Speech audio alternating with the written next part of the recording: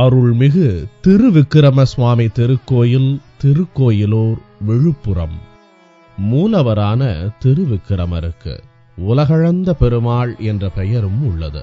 தாயார் பூங்கோவல் நாச்சியார் தனி சன்னதியில் அருள் பாலிக்கிறார்.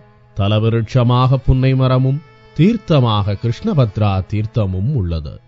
108 திருப்பதிகளுள் ஒன்றான இத்தலத்தை பொய்கையாழ்வார், பூதத்தாழ்வார், பேயாழ்வார், திருமங்கையாழ்வார் ஆகியோர் மங்களாசாசனம் செய்துள்ளனர்.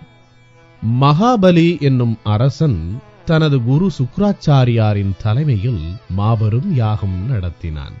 அவனது ஆணவத்தை அடக்க நினைத்த விஷ்ணு வாமன அவதாரம் எடுத்து யாகம் நடக்கும் இடத்திற்கு வந்து 3 அடி மண்ணை தானமாக கேட்டார். மகாவிஷ்ணு விஸ்வரூபம் எடுத்து தன் பாதத்தின் 1 அடியை பூமியிலும் 1 அடியை ஆகாயத்திலும் வைத்துவிட்டு 3வது அடியை மகாபலியின் தலை மீது வைத்து அழுத்தினார். அவனது ஆணவத்தை அடக்கிய பின்பு மகாபலியை விஷ்ணு தன்னோடு சேர்த்து கொண்டார். வழக்கத்துக்கு மாறாக பெருமாள் வலக்கையில் சங்கும் இடக்கையில் சக்கரமும் ஏந்தி காட்சி தருவது சிறப்பு. இப்படி காட்சி தருவது பக்தர்களுக்கு ஞானத்தை வழங்குவதாக ஐதீகம். இவ்வளவு பெரிய பெருமாள் நின்ற கோலத்தில் வேறு எங்கும் கிடையாது.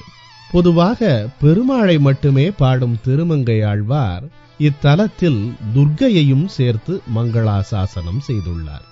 192 அடி உயரம் கொண்ட இத்தலத்தின் கோபுரம்தான் தமிழகத்தின் 3வது பெரிய கோபுரமாகும்.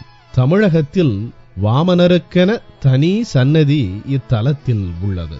அசுரகுரு சுக்ராச்சாரியாருக்கு இங்கு உருவம் இருக்கிறது. பூதத்தாழ்வார், பேயாழ்வார் ஆகியோர் முதலாக 4000 திவ்ய பிரபந்தம் பாடியதும் முக்தி அடைந்ததும் இத்தலத்தில்தான். பங்குனி பிரம்மோற்சவ திருவிழா இங்கு சிறப்பாக நடைபெறுகிறது.